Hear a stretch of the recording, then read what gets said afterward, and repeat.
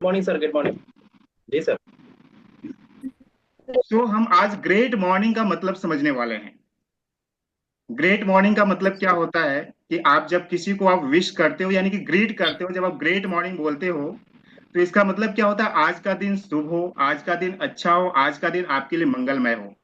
लेकिन great morning का दूसरा मीनिंग क्या है? Great for more earning. इसको मैं क्या स्प्लिट कर रहा हूं? Great for more earning. आप सभी लोग यहाँ पर किस लिए आए हुए हैं? ज्यादा अर्निंग करने के लिए आए हुए हैं। हमें लाइफ में हर चीज ज्यादा चाहिए, ज्यादा नॉलेज, ज्यादा स्किल्स, ज्यादा पैसा, ज्यादा गाड़ी बंगला घोड़ा जो भी चाहिए, ज्यादा चाहिए। That is why this morning is great for all of us. So आज के इस वंडरफुल प्रोग्राम में मैं आप सभी लोगों का हार्दिक स्वागत करता हूं। आज हम जिस टॉपिक के ऊपर बात करने वाले हैं, उस टॉपिक का नाम है कि how to control and reverse diabetes without medicine.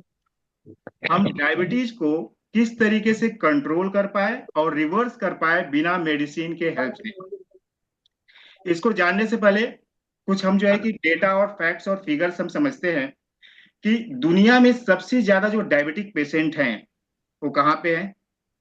हमारी कंट्रीज इंडिया में है। करीबन आज 10 करोड़ से ज्यादा लोग डायबिटीज की गोलियां खा रहे हैं। यानी कि क्या है? वो डायबिटिक पेशेंट हैं, डायबिटीज की गोलियां उनको चल रही है। और करीबन 13 करोड़ से ज्यादा लोग ऐसे हैं जो प्री डायबिटिक में हैं, प्री डायबिटिक स्टेज में है। इट मीन्स दैट कि उनको कुछ दिनों बाद डायबिटीज होना ही है, डायबिटीज की जंग में वो भी जो है कि आ जाएंगे। और 50% ऐसे लोग हैं जिनको इसके बारे में कोई अवेयरनेस ही नहीं है। आज हम समझने वाले हैं कि डायबिटीज क्या है, डायबिटीज का एक्चुअल रूट कॉज क्या है। जो डायबिटीज बीमारी है, जिसे शुगर भी कहा जाता है, मधुमेह भी कहा जाता है, उसका रूट कॉज क्या है, एक्चुअल जड़ उसकी क्या है। अगर हमारा कॉन्सेप्ट क्लियर हो गया, अगर हमारा फंडामेंटल क्लियर हो गया, अगर हमारा बेसलाइन क्लियर हो गया, तो हम जो है कि इस डायबिटीज को क्या कर सकते हैं? कंट्रोल कर सकते हैं और रिवर्स कर सकते हैं। लेकिन अगर हमारा कॉन्सेप्ट क्लियर नहीं है, अगर हमारा बेसलाइन क्लियर नहीं है, अगर हमारा फंडामेंटल क्लियर नहीं है, तो हम मेडिसिन पे मेडिसिन खाते रहेंगे। और क्या होगा? मेडिसिन के क्या इफेक्ट्स होंगे? हमें उसके साइड इफेक्ट्स होने लगेंगे। मेडिसिन लंबे समय तक चलेगी।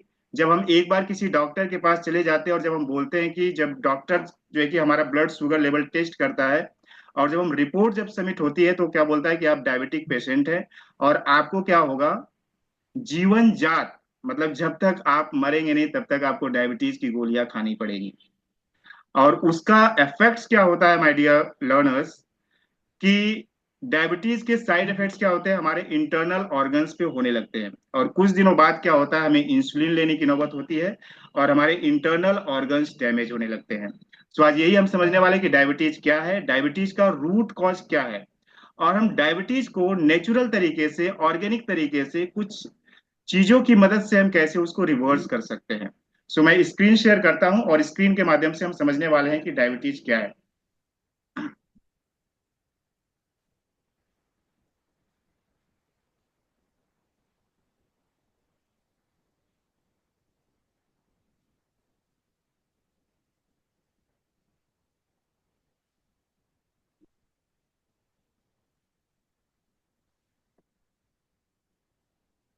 थोड़ी देर भी स्क्रीन आ जाएगी। डायबिटीज क्या है? स्क्रीन आ रही है, रास्ते में है, आ जाएगी। तो आने दीजिए स्क्रीन को। उसके पहले हम क्या समझते हैं कि डायबिटीज क्या है। डायबिटीज क्या है कि डायबिटीज को क्या बोला जाता है? शुगर बोला जाता है, मधुमेह की बीमारी बोला जाता है। डायबिटीज मतलब सिंपल सा मीनिंग होता है कि डायबिटीज में क्या होता है कि जो हमारा ब्लड में जो ग्लूकोज के लेवल्स होते हैं वो बढ़ जाते हैं और वो कंट्रोल नहीं हो पाते हैं। जो हमारा ब्लड है उसमें जब ग्लूकोज की मात्रा बढ़ जाती है और वो कंट्रोल नहीं हो पाता है, उस कंडीशन को डायबिटीज बोला जाता है। अब डायबिटीज क्या रीजंस हो सकता है कि हमारे जो है कि ब्लड में शुगर का या ग्लूकोज की मात्रा क्यों बढ़ जाती है, इसको हम बाद में समझेंगे। उसके पहले हम ये समझते हैं कि जो नॉर्मल रेंज होती है ग्लूकोज की, हमारे ब्लड में जो नॉर्मल रेंज होनी चाहिए वो क्या होनी चाहिए, इसको पहले हम समझ लेते हैं। अगर ये हम समझ गए तो हम समझ जाएंगे कि हमें जो है कि किस तरीके से जो है कि हम वेदर वी आर डायबिटिक और नॉट। तो सबसे पहले जो नॉन डायबिटिक रेंज होती है, नॉन डायबिटिक रेंज का मतलब क्या होता है कि जो लोग डायबिटिक के पेशेंट नहीं है, जो लोग अभी स्वस्थ हैं, यानी कि स्वस्थ इन द सेंस उन्हें डायबिटीज नहीं हुआ है। उनका जो नॉर्मल रेंज है क्या है, 70 to 99 मिलीग्राम पर डेसीलीटर जो है कि होता है। अगर आपका रिपोर्ट, फास्टिंग मतलब होता है जब आपने रात को खाना खाया और सुबह आप जब टेस्ट कराने गए लैब में, और उस केस में जब आपकी रिपोर्ट निकली आपने कुछ खाया नहीं है, मतलब विदाउट खाना खाए जब आपने रिपोर्ट निकाली, तो उस केस में अगर आपका शुगर लेवल यानी कि आपका ग्लूकोज लेवल 100 से नीचे है, 70 to 100 के बीच में है, तो इट मीन्स दैट कि आप जो है कि नॉर्मल रेंज में है। खाना खाने के 2 घंटे बाद अगर आपका लेवल 140 से नीचे है तो आप अभी नॉर्मल रेंज में है। और उसका एक और पैरामीटर होता है जिसमें क्या किया जाता है कि 3 मंथ्स की रिपोर्ट ली जाती है, 3 मंथ्स का एवरेज निकाला जाता है, उसको बोला जाता है HbA1c। और अगर वो रिपोर्ट 5.7% से बिलो है, इट मीन्स दैट कि आप नॉन डायबिटिक रेंज में है।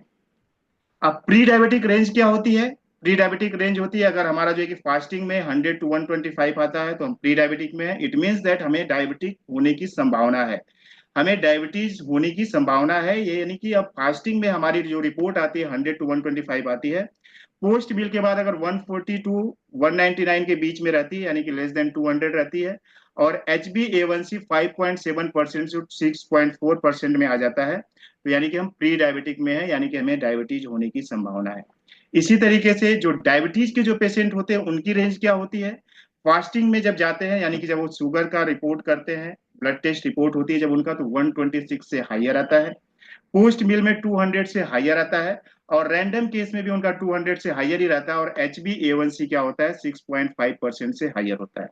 ये हमारी रेंज है। इट मीन्स दैट कि जब कभी भी हमारा जो है कि अगर हमारा ब्लड शुगर लेवल यानी कि ब्लड में जो ग्लूकोज की मात्रा है वो 100 से अगर ऊपर आ रही है, कब? फास्टिंग में, और 140 से ऊपर आ रही है, या जो है कि तब हम क्या समझेंगे, जो लेवल से इंक्रीज हो गया, इट मीन्स दैट कि हमें डायबिटीज होने की संभावना है।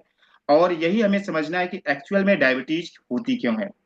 हम डायबिटीज होने के रीजंस को अभी यहाँ पे समझने वाले हैं। मैं क्या करता हूँ, आपको जो है कि स्क्रीन पे लेकर के चलता हूँ, जिससे कि आपको जो है कि डिटेल में समझ, अगर आपने ये डिटेल में समझ लिया, अगर आपका एक कॉन्सेप्ट क्लियर हो गया कि इसका रूट कॉज क्या है, अभी हम रूट कॉज पे काम करने वाले हैं कि रूट, इसकी जड़ क्या है कि क्यों हमें डायबिटीज होती है।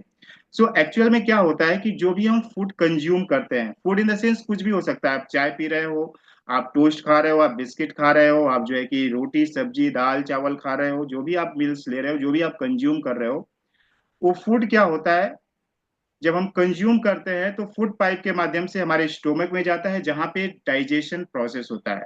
और डाइजेशन के दौरान क्या होता है, उसमें से हमारा जो है कि ग्लूकोज सिक्रेट होता है। सिंपल सी प्रोसेस क्या है कि जब हम कोई भी खाना खाते हैं, खाना खाने के बाद हमारे जो है कि डाइजेस्टिव सिस्टम में जो कुछ जो है कि बायोकेमिकल प्रोसेस होती है, उससे डाइजेशन होता है। डाइजेशन होने के बाद जो हमारे फूड होते हैं वो ग्लूकोज में कन्वर्ट हो जाते हैं।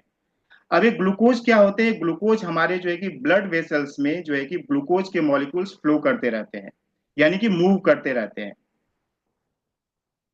और हमारी हैबिट क्या है कि हम कुछ ना कुछ खाते रहते हैं। जब हम कुछ ना कुछ खाते रहते हैं तो ये जो है कि ग्लूकोज के मॉलिक्यूल्स क्या होते हैं, इंक्रीज हो जाते हैं। हम ज्यादातर क्या खाते हैं, कार्ब्स रिलेटेड चीज, यानी कि ज्यादातर हम कार्बोहाइड्रेट्स वाली चीजें खाते हैं। हमने क्या खाया, रोटी खाया, सुबह नाश्ते में हम क्या खाते हैं, रोटी सब्जी, इस तरीके की चीजें खाते हैं। तो उसमें क्या होता है, ज्यादा कार्बोहाइड्रेट्स होने की वजह से हमारे बॉडी में ज्यादा ग्लूकोज का फॉर्मेशन होता है। और वो ग्लूकोज क्या होते हैं, हमारे ब्लड में जो है कि मूव करते हैं। और जैसे ही ब्लड में हमारे मूव करते हैं, एक मैं आपको डायग्राम के थ्रू दिखाता हूँ कि जैसे ही हमारा फूड है, इसको एक डायग्राम के थ्रू अगर हम समझेंगे तो ज्यादा क्लैरिटी आएगी। ये हमारा फूड है। इस फूड को हमने क्या किया, ये फूड पाइप के थ्रू हमारे कहाँ पे आया, ये जो है कि हमारे स्टोमक में आया। और यहाँ पे जो है कि स्टोमक में क्या हुआ, ये डाइजेशन हुआ। डाइजेशन होने के बाद ये क्या हो गया, ये ग्लूकोज में कन्वर्ट हो गया। अब ये ग्लूकोज में जब कन्वर्ट हो गया तो हमारे पास कहाँ पे आ गया, ये हमारे ब्लड वेसल्स में ग्लूकोज के मॉलिक्यूल जो है कि मूव करने लगे। अब यहाँ तक तो ठीक है कि ग्लूकोज के मॉलिक्यूल्स मूव कर रहे हैं, यानी ब्लड वेसल्स में आगे ग्लूकोज के मॉलिक्यूल्स मूव कर रहे हैं। अब यहाँ पे अगर हमने जो है कि कार्बोहाइड्रेट्स ज्यादा खाया तो ग्लूकोज का फॉर्मेशन क्या होगा, ज्यादा फॉर्मेशन होगा। अगर हमने शुगर खाया, पिज्जा खाया, बर्गर खाया, तो ग्लूकोज के फॉर्मेशन ज्यादा होंगे। जब ग्लूकोज के फॉर्मेशन ज्यादा होने लगते हैं तो जो पूरी बॉडी को जो कंट्रोल करता है वो हमारा ब्रेन होता है। हमारा ब्रेन पूरी बॉडी को कंट्रोल करते रहता है, और ये ब्रेन को मैसेज जाता है कि हमारे बॉडी में, हमारे ब्लड में ग्लूकोज की मात्रा बढ़ गई है। अब ये ब्रेन क्या करता है, ब्रेन का काम है कि ग्लूकोज की मात्रा को कंट्रोल करे, यानी कि जो नॉर्मल रेंज से जो ज्यादा ग्लूकोज फॉर्म हो गए हैं उनको क्या करे, वो कंट्रोल करे। तो कंट्रोल करने के लिए क्या करता है, ब्रेन क्या करता है, यहाँ पे हमारी पैनक्रियाज होती है। इस पैनक्रियाज में जो होता है बीटा सेल्स होते हैं, और इनको ब्रेन क्या करता है, एक मैसेज भेजता है, एक सिग्नल भेजता है कि आप क्या करो, जो ब्लड में ग्लूकोज की मात्रा ज्यादा हो गई है उसे आप जो है कि कंट्रोल करो। तो ये पैनक्रियाज क्या करता है, बीटा सेल्स के माध्यम से इंसुलिन सिक्रेट करता है। इंसुलिन एक हार्मोन होता है, उसको क्या करता है, पैनक्रियाज सिक्रेट करता है। पैनक्रियाज एक ग्लैंड होता है जिसको क्या बोला जाता है, जो कि जठराग्नि भी बोला जाता है। यहाँ पे क्या होता है, ये इंसुलिन का काम क्या होता है, इंसुलिन एक कैरियर का काम करता है। कैरियर इन द सेंस एक डिलीवरी बॉय की तरह काम करता है, जैसा जो है कि स्विगी और जोमेटो होता है। स्विगी और जोमेटो क्या करता है, हम फूड को ही ऑर्डर करते हैं और फूड को क्या करता है, हमारे घर पे डिलीवर कर देता है।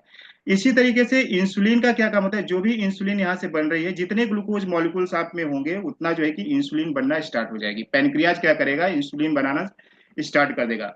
ये इंसुलिन जो है कि यहाँ पे ग्लूकोज के पास आएंगे और ये ग्लूकोज को कैरी करके कहाँ पे ले जाएंगे, इसके कैरियर का काम करता है। ये हमारे जो है कि हमारी बॉडी जो है कि 63 ट्रिलियन सेल्स से बनी हुई है। इस सेल्स के पास लेकर के आता है, और यहाँ पे क्या करता है, सेल्स के पास यहाँ पे रिसेप्टर्स होते हैं। रिसेप्टर्स यहाँ पे, ये रिसेप्टर्स के पास आता है, और जैसे ही ये इंसुलिन के पास एक चाबी होती है, और रिसेप्टर्स में क्या होता है, लॉक होता है। ये जब ये मैच करता है, यानी कि इंसुलिन क्या करता है, रिसेप्टर्स में जब जाता है और इसको बोलता है कि मेरे पास एक ग्लूकोज आया हुआ है, आप इस ग्लूकोज को क्या करो, सेल के अंदर डाल दो।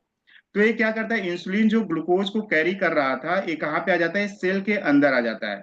और सेल के अंदर जो है कि माइट्रोकॉन्ड्रिया के फॉर्मेशन में क्या होता है कि वो ग्लूकोज बर्न हो जाता है, और उसी से हमें एनर्जी मिलती है। यहाँ तक तो सिंपल प्रोसेस है कि हमारा जो है कि यहाँ तक समझ में आया कि ग्लूकोज को क्या किया, इंसुलिन ने कैरी किया। इंसुलिन ने क्या किया, जो हमारे सेल्स हैं, जो भी हमारे बॉडी को जहां पे भी एनर्जी की रिक्वायरमेंट है उस सेल्स में क्या करेगा, इंसुलिन ग्लूकोज को कैरी करेगा, और रिसेप्टर्स के माध्यम से जो है कि एंटर कर जाएगा, ग्लूकोज को जो है कि एंटर करा देगा कहाँ पे, सेल्स के अंदर। वहां पे जो है कि सेल्स जो है कि ग्लूकोज बर्न हो जाएंगे, और बर्न होने के बाद एनर्जी में फॉर्म हो जाएगा। यहाँ तक सिंपल है।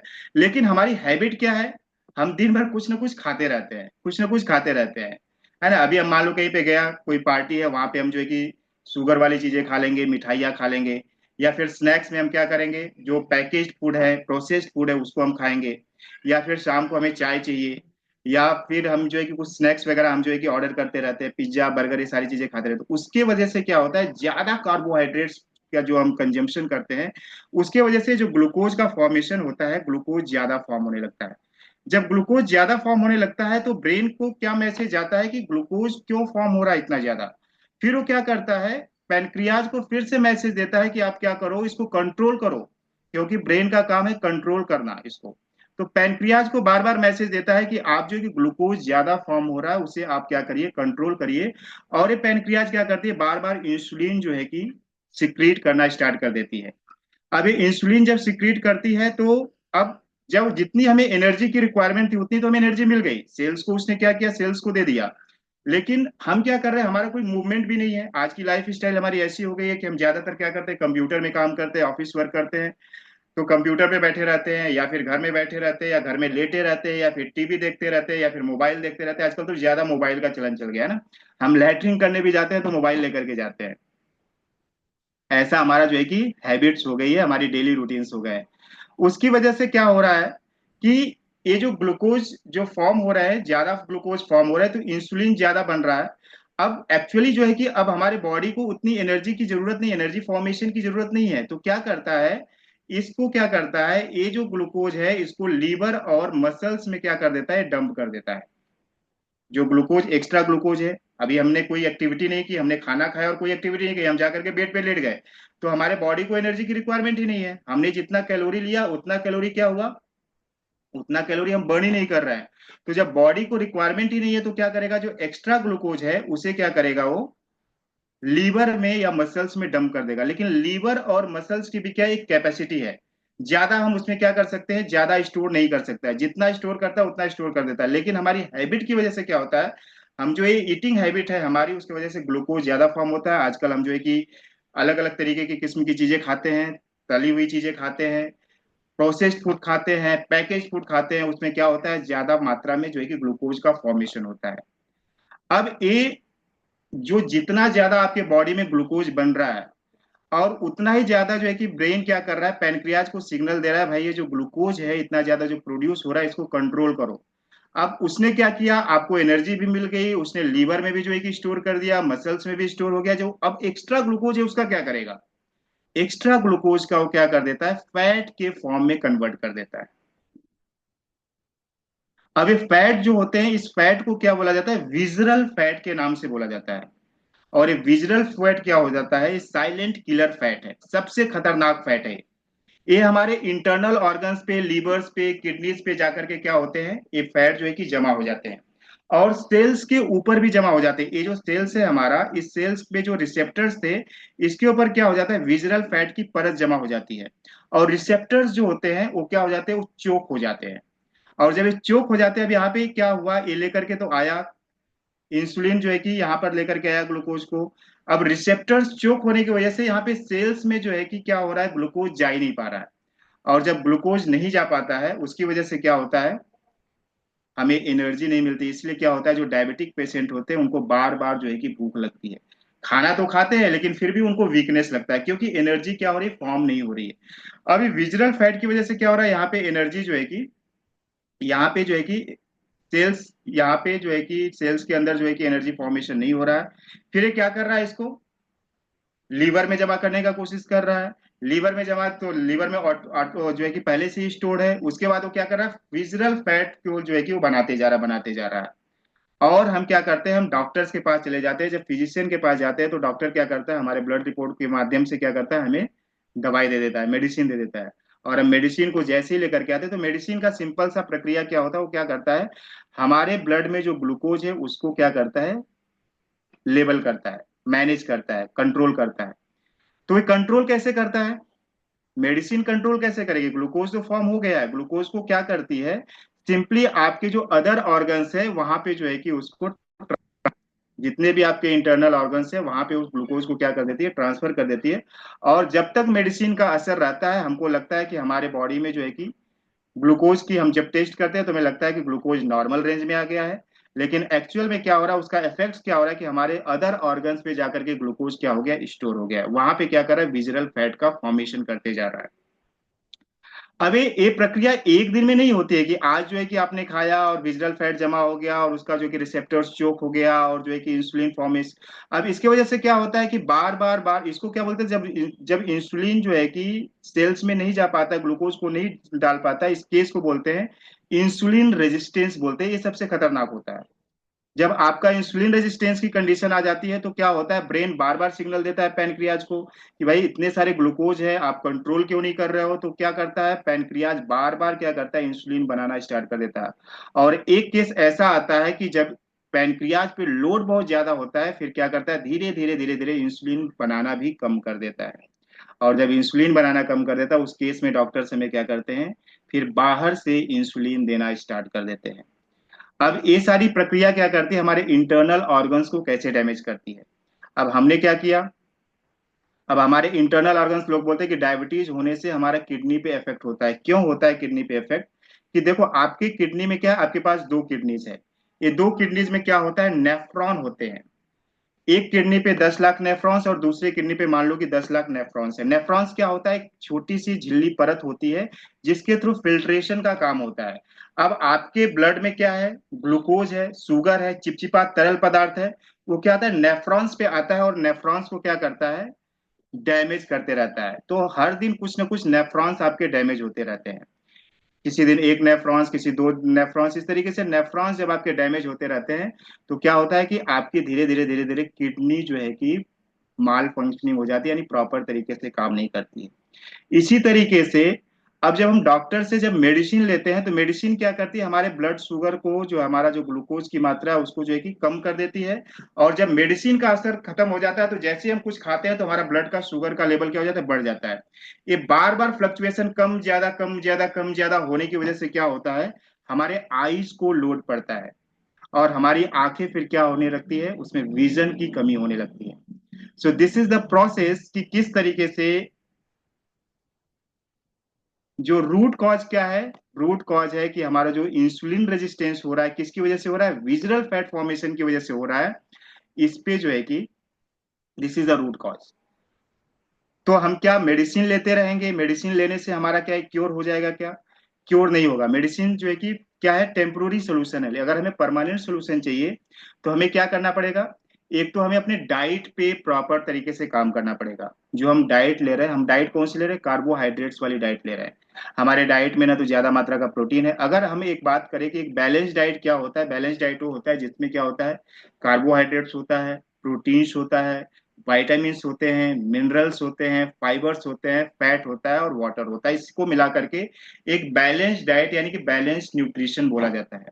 लेकिन हम क्या कर रहे हैं, ज्यादातर हम कौन सा जो है कि कंजम्पशन कर रहे हैं, कार्बोहाइड्रेट्स वाली चीजें कंज्यूम कर रहे हैं। तो अगर हमने अपनी डाइट को प्रॉपर कर लिया, डाइट को अगर हमने प्रॉपर किया यानी कि कार्बोहाइड्रेट्स वाली चीजें जिससे ज्यादा ग्लूकोज का फॉर्मेशन हो रहा है उसको हमने रिड्यूस किया, प्रोटीन का इंटेक कर दिया, जो है कि विटामिन मिनरल्स इन सारी चीजों का इंटेक हमने स्टार्ट कर दिया, फाइबर वाली चीजें हमने खाना स्टार्ट कर दिया, तो क्या होगा, ग्लूकोज का फॉर्मेशन जो है कि कम हो जाएगा। ग्लूकोज जो है कि हमारे बॉडी में जो ज्यादा फॉर्म हो रहे हैं वो फॉर्म होना बंद हो जाएंगे। और साथ ही में हमने क्या किया, हमें अगर फिजिकल एक्टिविटी वगैरह करना स्टार्ट कर दिया, उसकी वजह से क्या होगा, हमारे विजरल फैट्स भी क्या होंगे, धीरे धीरे धीरे धीरे कम होने लगेंगे। सो आई होप दैट कि आप सभी लोगों को रूट कॉज समझ में आया होगा कि एक्चुअल क्या है ब्लड शुगर लेवल को इंक्रीज होने का। अब हम समझते हैं, ये तो हमने समझ लिया कि रूट कॉज क्या है।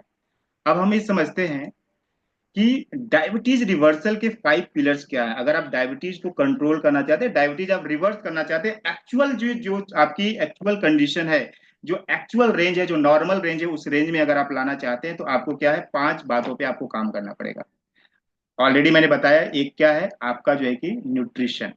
आप जब कभी भी आप इनटेक करो, फूड का कंजम्पशन करो, तो आपको क्या है, लो ग्लाइमेमिक इंडेक्स वाले जो है कि फूड प्रोडक्ट्स को यूज करना है। न्यूट्रिशन में मैंने ऑलरेडी बता दिया कि आपको क्या खाना है, 7 न्यूट्रिएंट्स हैं। उसमें जो carbohydrates, protein, vitamin, mineral, fats, fibres और वाटर, ये सारी चीजों को मिला करके अगर आप इनटेक कर रहे हो तो आपके जो ग्लूकोज का फॉर्मेशन होगा प्रॉपर तरीके से होगा, नॉर्मल होगा, जितनी रिक्वायर्ड है उतना ही ग्लूकोज का फॉर्मेशन होगा। अगर हमने इस पे काम किया तो हम क्या कर पाएंगे, अपने डायबिटीज को रिवर्स कर पाएंगे। दूसरी चीज क्या है, दूसरा है आपको एक्सरसाइज करना पड़ेगा।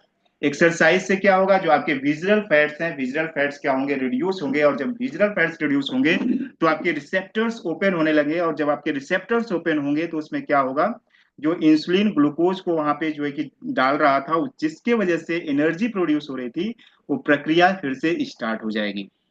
थर्ड थिंग क्या है, आपको अपने स्ट्रेस पे मैनेज करना पड़ेगा। अब स्ट्रेस कैसे जो है कि डायबिटीज में जो है कि किस तरीके से स्ट्रेस का क्या रोल्स होता है, तो इसको हम समझ लेते हैं। स्ट्रेस में क्या होता है, जब कभी भी हम स्ट्रेस लेते हैं तो हमारे बॉडीज में एक कॉर्टिसोल नाम का हार्मोन जो है कि रिलीज होता है।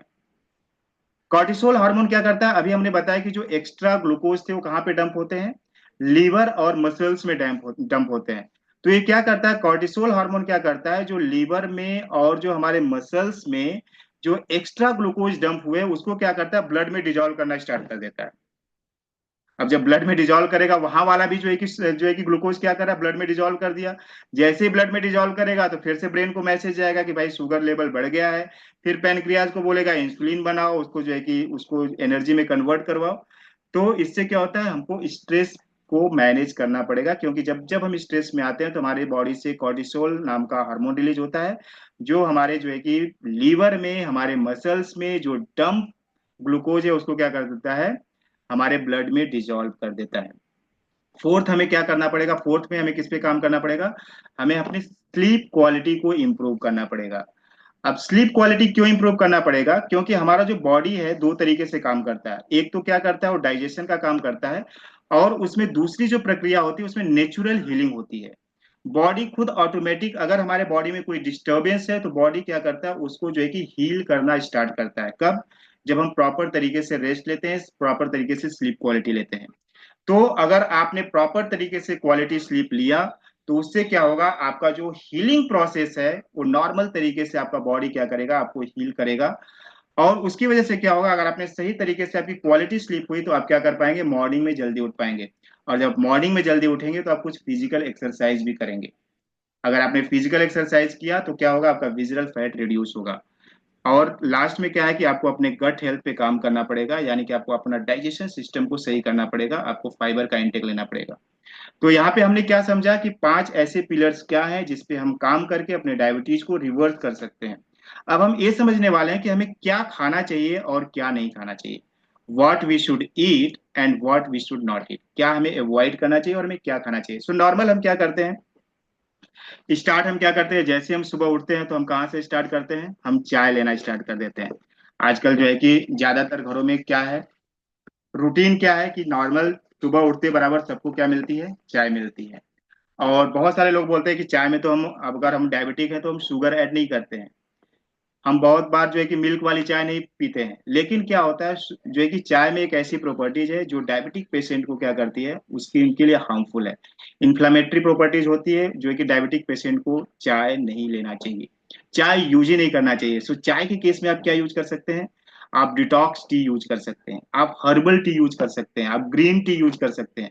आप अपने घर में जो है कि नॉर्मल वाटर लो, उसको गर्म करो और उसमें कुछ नींबू डाल करके आप जो है कि सुबह जो आपकी चाय है उसको जो है कि आप इस तरीके से आप रिड्यूस कर सकते हैं। जब हम चाय पीते हैं तो साथ में क्या लेते हैं, बिस्किट्स टोस्ट भी यूज करते हैं। ये क्या इसकी किससे बने होते हैं, ये मैदा से बना हुआ होता है। और मैदा क्या होता है, इसमें ज्यादा से ज्यादा कार्बोहाइड्रेट्स होता है। जब ज्यादा आप इंटेक कार्बोहाइड्रेट्स का करेंगे तो आपको ज्यादा ग्लूकोज का जो है कि फॉर्मेशन होगा। हम क्या करते हैं, सुबह सुबह जो है कि रोटी सब्जी ये सारे ऐसी चीजों को हम खाते हैं, उसमें क्या होता है, ज्यादा कार्बोहाइड्रेट्स होता है। तो हमारा सुबह का जो मॉर्निंग जो होना चाहिए, मॉर्निंग जो ब्रेकफास्ट होना चाहिए, प्रोटीन रिच्ड ब्रेकफास्ट आपको करना है, जिसमें ज्यादा से ज्यादा प्रोटीन हो। इसके लिए आप क्या यूज कर सकते हो, स्प्राउट्स वगैरह यूज कर सकते हो आप। चना जो है कि भिगो करके आप यूज कर सकते हो। नट्स आप भिगो करके आप यूज कर सकते हो। ये क्या है, आपके जो है कि हाई प्रोटीन फूड है। अगर आप हाई प्रोटीन फूड लोगे तो आपका क्या होगा, ग्लूकोज की मात्रा क्या होगी, ऑटोमेटिक क्या हो जाएगी, रिड्यूस हो जाएगी।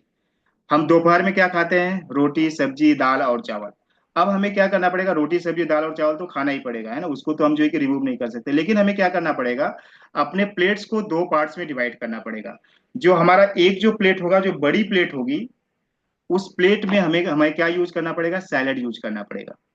ज्यादा से ज्यादा जितना हम सैलेड खाएंगे, अगर आपको डायबिटीज है या फिर आप डायबिटीज नहीं है फिर भी आपको ये रूटीन फॉलो करना पड़ेगा। नहीं तो क्या होगा, एक ना एक दिन तो कभी ना कभी जो है कि अगर आप ये सारी गलत रूटीन को फॉलो करेंगे तो डायबिटीज तो होना ही है। क्योंकि हम क्या कर रहे हैं, हमारा जो है कि हमें एक्चुअल जो है कि रीजंस नहीं मालूम है, इसकी वजह से हम ज्यादा फूड कंजम्पशन कर रहे हैं, इंटेक ज्यादा कर रहे हैं, कार्बोहाइड्रेट्स वाली चीजें ले रहे हैं। तो आपको फाइबर वाली चीजें आपको ज्यादा खाना है, और आपको अपने जो है कि जो छोटा वाला प्लेट है उसमें आप रोटी दाल चावल आप यूज कर सकते हैं। तो आपको क्या करना है, आपका 50% जो है कि क्या होनी चाहिए, आपके पास सलाद होना चाहिए, हरी सब्जियां होनी चाहिए, इस तरीके की चीजें होनी चाहिए। आपको चीनी, चीनी जिसको शक्कर बोला जाता है, मिश्री, ये सारी चीजों को आपको इनटेक नहीं करना अगर आप एक डायबिटिक पेशेंट है तो।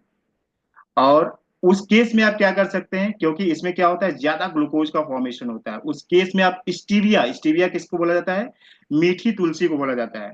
आप प्रॉपर अमाउंट में, ये भी नहीं कि जो है कि ज्यादा हमने स्टीविया डाल दिया, प्रॉपर अमाउंट में आप स्टीविया का यूज करके आप जो है कि जो सारी चीजें आप जहाँ पे मीठी चीजें आपको खाने का मन कर रहा है तो उस केस में शक्कर का ना यूज करते हुए आप स्टीविया का यूज करके जो है कि आप अपने चीजों को अच्छा कर सकते हैं। सो ये कुछ बातें हमने बताया कि आपको खाना है क्या नहीं खाना है।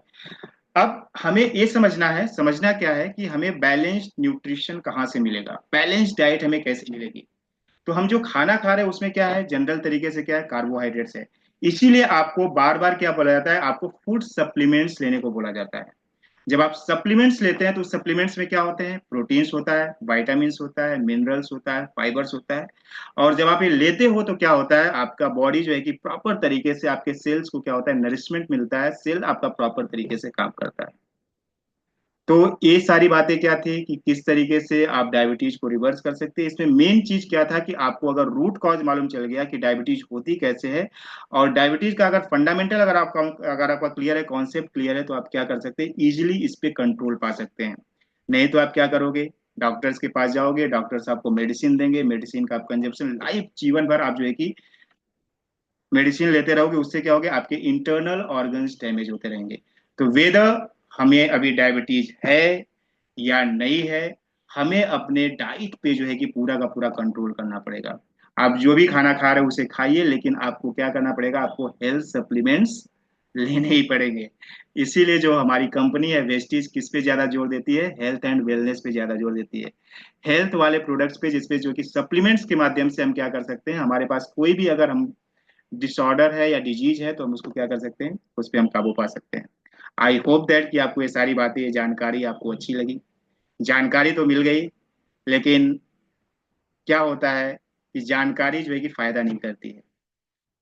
Knowledge is not power, implementation of knowledge is power.